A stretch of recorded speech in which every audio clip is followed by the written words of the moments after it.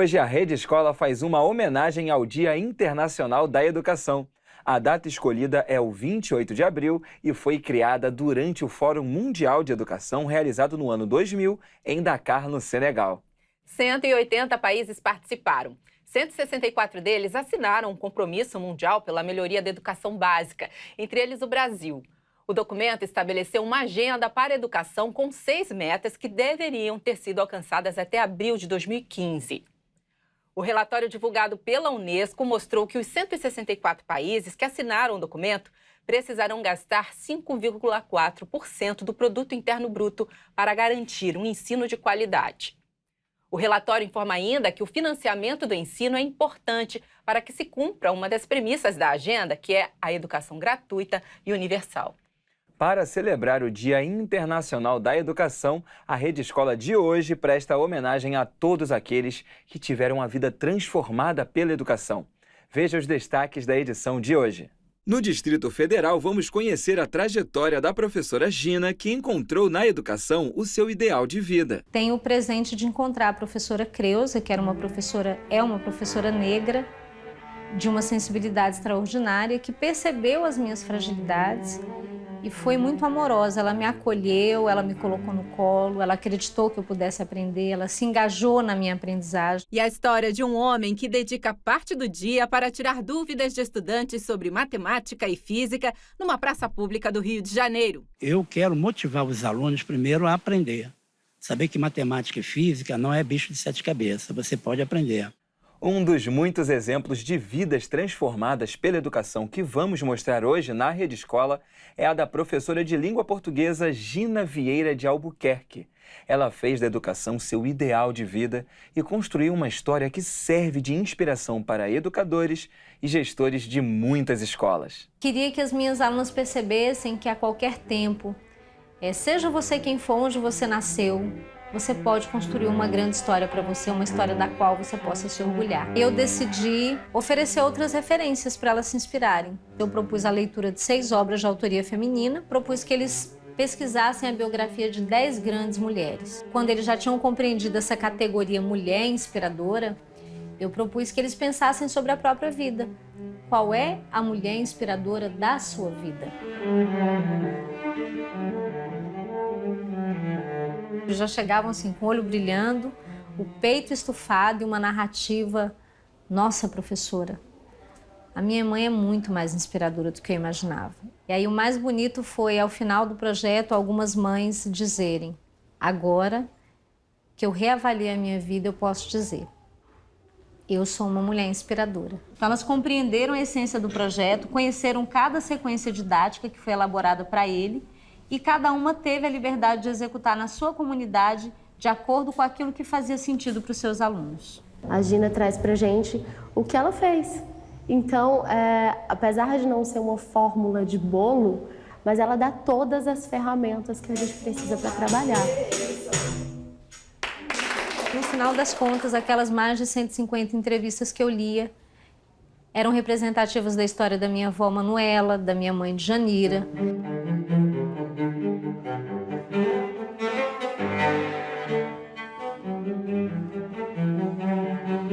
O melhor presente que a vida poderia me dar, um presente muito precioso, foi ter nascido numa casa onde o meu pai, seu Moisés, era analfabeto e a minha mãe só tinha frequentado até a 4ª série porque, já adulta no Mobral, ela foi procurar a escola, porque na infância ela recebeu de presente uma enxada para capinar a terra aos 5 anos de idade. E ela começa a vida dela de trabalhadora rural trabalhando nos cafezais. Meu pai ganhava muito pouco, mas ela fazia esse dinheiro multiplicar, sabe? De maneira tal que a gente comesse, que a gente pudesse frequentar a escola. Esse Natal foi o Natal mais incrível que nós tivemos, porque era um Natal que a gente ia ter sobremesa. Como os dois não tiveram acesso à escola, a narrativa deles sobre a escola era uma narrativa mágica. Meu sonho de infância era: eu quero entrar na escola para viver tudo isso sobre o qual meu pai e a minha mãe falam. Quando eu entro na escola, eu já entro muito machucada pelo racismo. Eu era essa criança representada aí na foto, assim, com o olhar assustado, triste. Eu não consigo aprender a ler. Talvez por ter problemas de baixa autoestima, talvez por não acreditar em mim mesma. E eu vou para a 2ª série com essa fragilidade, com essa deficiência. Tenho o presente de encontrar a professora Creuza, que é uma professora negra, de uma sensibilidade extraordinária, que percebeu as minhas fragilidades e foi muito amorosa. Ela me acolheu, ela me colocou no colo, ela acreditou que eu pudesse aprender, ela se engajou na minha aprendizagem. E aí eu perguntei para ela: professora, você viu em mim essa criança machucada pelo racismo, sempre na expectativa de um safanão, de um xingamento? E ela disse: eu não via nada disso, eu só vi uma criança que queria aprender. Aí quando eu falei para ela a história toda, do que tudo aquilo representava para mim, ela falou isso: eu sempre fui assim. Eu não via nada disso que você estava falando, não. Dessa criança assustada, não. Né? Eu não via, acontece que eu era assim. O aluno chega: nossa, como você tá linda, nossa, sua trança tá bonita, nossa, hoje você tá bonita. Dali para frente, a escrita começou a ser um espaço de elaboração da minha existência. Eu escrevia, eu relia, e naquele processo eu ia elaborando as minhas dores, dando nome, organizando. Diz, quando a varinha ia tocando, a flor ia fazendo assim. Desperta no bosque gentil primavera, com ela chegou o canto, gorjeio do sabiá. Lá, lá, lá, lá, lá, lá, lá, lá, lá, lá, lá, lá, lá, né? Me dei conta de um dado que Freud fala, né? Freud fala, eu lembro que Reobaldo fala disso, o narrar elabora o nosso viver.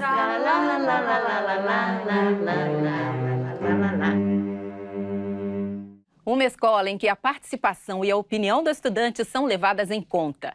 É assim que funciona na Escola Estadual Professor José Marques, no Rio de Janeiro.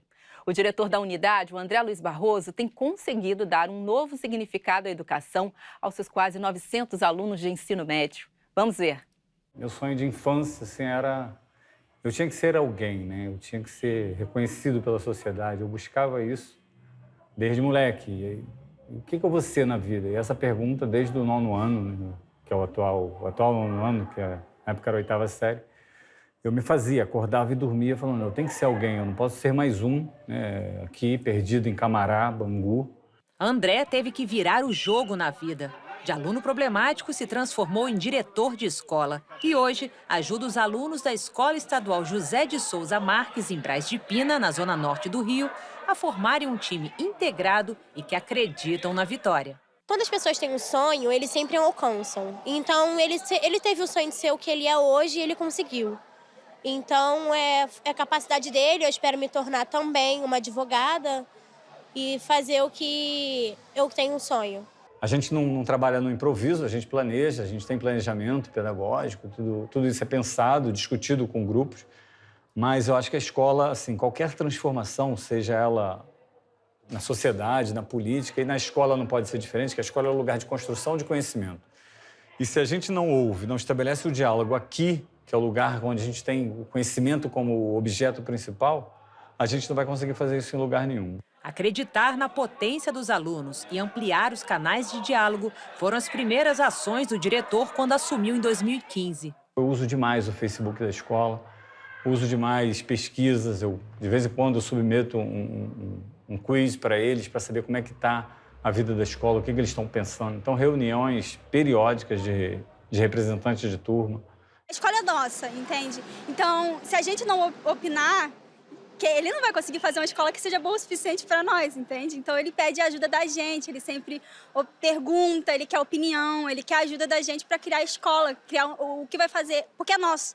Então, tem que ser da nossa cara. Você pode ser tudo com o jovem. Você pode faltar ali, você pode deixar de fazer alguma coisa, mas você só não pode ser com o jovem coerente. Se você falar para ele uma coisa, você tem que fazer. O modelo de gestão de André conquistou os professores, como a professora de Química, que transformou a matéria em uma das mais adoradas da escola. A química, quando ela é passada na forma de brincadeira, né? Como eles dizem, na zoação, a gente brinca muito, a interação que a gente tem com os alunos, a amizade, o carinho, a gente desmistifica, né? A gente traz eles para mais perto. E eles não ficam com vergonha de dizer o que não entende. Não saberia ser diretor de uma escola que eu não tivesse perspectiva para esses alunos. Então, eu fecharia e ia embora, porque se eu não posso mudar a vida desse cara, se eu não posso dar uma oportunidade que seja para eles ser alguém como eu queria ser, então não tem mais nada para fazer aqui. A gente está fazendo um projeto e a gente quer mudar, sabe, a escola, ter a cara da gente. E se pudesse mudar, botar mais desenhos, mais pichações, mais plantas, ia ser assim, a nossa cara, né? Aqui em Braz de Pina, o time já entrou em quadra para fazer dessa experiência um modelo de sucesso para as futuras gerações. Em educação, né, não tem nada a curto prazo. Educação é no mínimo 10 anos para você ver surgir algum fruto, né? Você tem que aplicar e ver os erros e acertos, reelaborar, reinvestir, pensar o que eu posso ser daqui a um ano. Como é que essa escola tem que estar daqui a um ano? Isso eu penso todo dia, isso a gente elabora todo dia com o conjunto dos professores e dos alunos.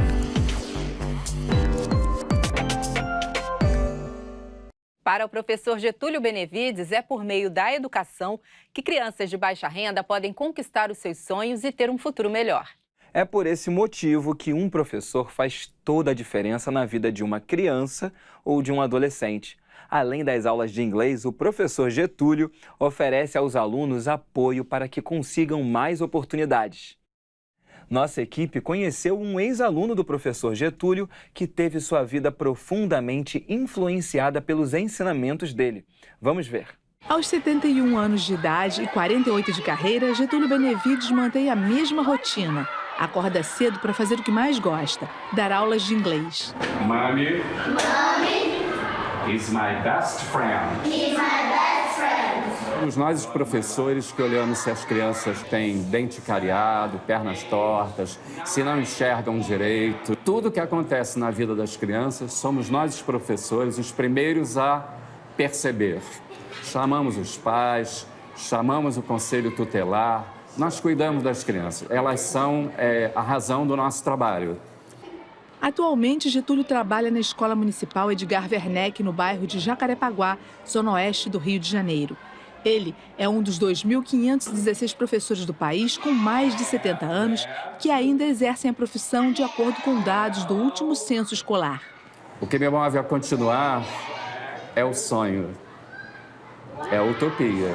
O sonho de mexer de alguma forma no destino das crianças. É saber que eu posso, na minha idade, ainda contribuir para as crianças sorrirem. Eu posso contribuir para elas aprenderem um pouquinho. No início da carreira, Getúlio dava aula em escolas particulares. Ao longo do ano letivo, muitos estudantes abandonavam o colégio por não poderem pagar as mensalidades. Para evitar essa situação, ele resolveu agir e assim continua até hoje. A cada ano, ele leva 20 currículos de seus alunos que estão prestes a cursar o ensino médio para tentar bolsas de estudo em escolas particulares. Isso começou lá no GPI em 1973. Eu trabalhei lá muitos e muitos anos. Sempre levava os melhores alunos. E eles faziam bonito, porque no vestibular eles eram os primeiros. Luiz Maurício da Silva foi um dos estudantes que teve o apoio do professor Getúlio e aproveitou a oportunidade. Formado em administração, é especialista em finanças, com livros publicados em vários países. Que na época rodava a cidade de violência, tinha um professor com essa, vamos dizer, com essa missão de levar o conhecimento. Então eu digo sempre que conhecimento é poder, faça do seu saber a diferença, você pode. Então depende de nós. Então o professor ele é a mola propulsora e cada um aqui dentro tem que chegar e buscar isso. Não vai acontecer com 13, 14 anos, é 30 anos. 35 anos depois, o know-how é gerado a partir disso. Então, o professor Getúlio, naquela época, ele plantou aquela semente no meu coração. Então, hoje, eu tenho um livro no mundo inteiro, colocado em inglês, espanhol, mandarim, vai ter agora em russo, e tudo isso foi por causa de um professor. Então, eu tenho uma dedicatória num caderno, que ele me elogia como uma das maiores alegrias para um professor. Isso eu tinha 13 anos de idade. Como que eu poderia imaginar que, quantos anos, 44 anos depois, eu pudesse fazer uma homenagem ao mestre, ao meu mestre, professor Getúlio? O magistério está cheio de profissionais que vivem da utopia de mudar o mundo. Só se justifica ser professor se você pensar assim.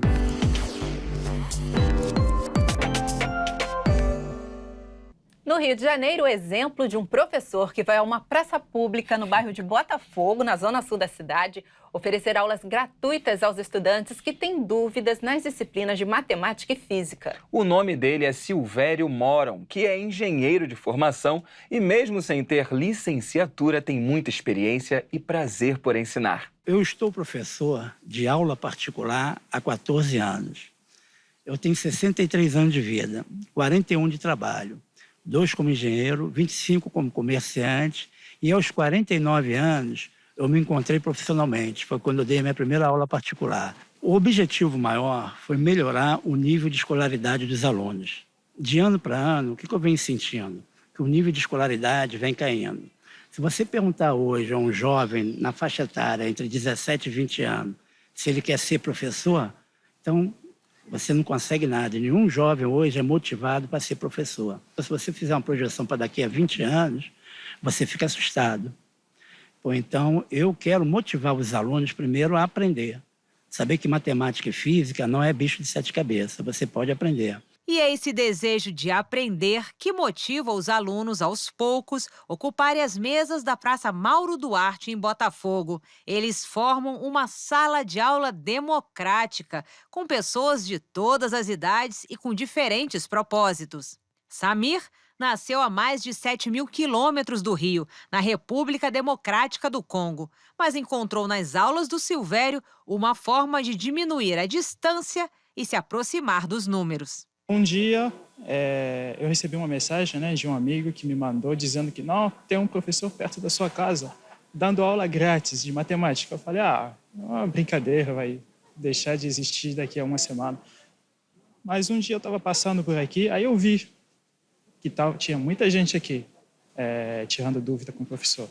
Aí eu passei, esperei a minha vez, tirei os exercícios que eu tinha feito, né, no dia da faculdade, mostrei para o professor, ele começou a me explicar, eu entendi muito melhor. E foi o desconto de 100% que animou Maria e Luísa a retomarem os estudos. Até hoje, a matemática que eu tinha era entrou no zero e saiu no negativo, amiga. Porque, zero de matemática. E agora ele, tá me ensinando percentual, cara. Simples, eu não sei. Quer dizer, eu não sabia, porque eu não sei. Eu espero sair daqui alfabetizada em matemática, entende? Porque ele é uma pessoa maravilhosa, ensina mesmo uma paciência de Jó. O Gari Sérgio foi o segundo aluno de Silvério. Antes do trabalho, eu sempre passo aqui para me estudar com ele, que eu estou fazendo apostila. Aí eu venho aqui para me aprimorar mais a matemática. Eu sou apaixonado por ensinar. Aos poucos, todos começam a compartilhar o conhecimento e formar uma corrente que adiciona e multiplica a solidariedade. Um Silvério só, a gente não faz verão. Mas se aparecer 1 milhão, 5 milhões de pessoas querendo ensinar, e qualquer coisa, não precisa ser uma matéria que tem que ter diploma, qualquer coisa. Tá? Eu acho que uma dona de casa, ou toda pessoa que tem mais de 60 anos, aprendeu alguma coisa na vida. Então, essa coisa que alguém aprendeu, pode dividir com quem está precisando aprender aquilo. Então, pode ser, como eu estou dedicando 3 horas do meu tempo, a pessoa pode dedicar 15 minutos, meia hora, o tempo que for. Foi sensacional. E tendo aula de matemática e física, que eu tenho dificuldade desde o ensino médio, eu estou muito tempo sem estudar, ele está me ajudando bastante. Silvério, que ensina João Vitor, que ensina Maria e Luísa, e assim por diante. Quando a gente começa a dar exemplos na rua, a pessoa começa a imitar também. Aí faz uma sociedade melhor. Isso aí é a reciprocidade da felicidade. A felicidade deles é a minha felicidade. Você viu o sorriso do Gari. Esse sorriso do Gari é o sorriso do meu coração. Então isso aí é a melhor coisa do mundo. Nós vamos conhecer agora alunos da Rede Municipal de Ensino aqui do Rio de Janeiro que participaram da elaboração de um livro. É isso mesmo, estudantes escritores que ao longo de um semestre praticamente pesquisaram temas como o folclore brasileiro. Nesse caso, Eliane, os alunos foram desafiados a escrever sobre como o Saci Pererê, a Mula Sem Cabeça e a Sereia, por exemplo, conseguiriam se virar na cidade grande. A maior lição foi valorizar as palavras. Era uma vez uma turma de estudantes e um livro sobre folclore produzido ao longo de meses de estudo. Cada aluno escreveu um texto e fez uma ilustração. O lançamento quebrou a rotina na Escola Municipal Leitão da Cunha, no Rio de Janeiro. Responsáveis estavam lá com brilho nos olhos. Parabéns, que esse livro seja o primeiro de muitos na sua vida. Hoje é um dia muito especial porque é o início, de um novo ciclo, para as crianças do ensino público. Eu acho que ela deve continuar. Que a leitura, principalmente, em si, é muito importante, Então, é um futuro que a gente tem que deixar para os nossos filhos. Porque eu estou muito orgulhosa do meu filho. Esse orgulho vem por quê? Ele desenhou, escreveu, estudou. Merece nota? Nota 10, com certeza. Esse dia vai estar marcado como o dia que eles se despontaram, que eles viram quanto eles são capazes e o quanto eles podem ir longe. E olha a Rebeca, a autora do desenho escolhido para a capa do livro. Ela caprichou na dedicatória. Eu nunca imaginei que eu ia fazer um livro. Eu sou muito feliz. Essa experiência foi muito legal de escrever um livro. Esse momento de festa faz parte de um projeto que desde 2011 contempla alunos da Rede Pública Municipal do Rio, o Pequenos Grandes Escritores. O principal objetivo é despertar os estudantes para a importância da leitura e da escrita na sua formação.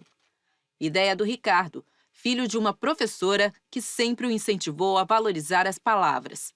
Pequenos Grandes Escritores é um projeto de produção autoral de crianças em escolas particulares, que são pagos, e eu reverto parte disso que eu recebo nas escolas para escolas públicas de forma gratuita. Nossa proposta é o quê? Eles entenderem que leitura e escrita são processos que vão transformar realmente a vida deles.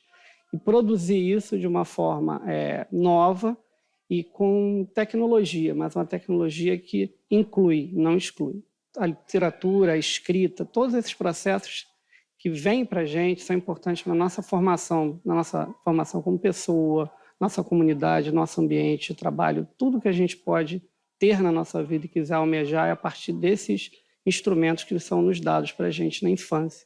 Nesses momentos que a gente consegue ver a habilidade, a capacidade, e sem querer repetir, mas repetindo o potencial de cada um dentro daquilo que eles apresentam e estão apresentando para a gente. Cada criança, como se fala, é um universo. Essa história não acaba aqui, não. O Pequenos Grandes Escritores tem um aplicativo gratuito para Android e iOS que você pode baixar para conhecer todos os livros já publicados. Vale conferir. Ponto final na Rede Escola de hoje, que mostrou exemplos de vidas que foram e que ainda estão sendo transformadas pela educação. No site tvescola.org.br você pode ver ou rever a nossa revista sempre que quiser. E na tela da TV tem Rede Escola toda sexta-feira às 19 horas, aos sábados às 16 horas, aos domingos ao meio-dia e às segundas-feiras ao 12h30, horário de Brasília. Isso mesmo. Quem vive no Rio, no Grande Rio ou em Niterói, tem Rede Escola toda terça-feira às 20 horas na Multirio, canal 26 da NET. Um beijo, até mais. Tchau, gente. Até a próxima.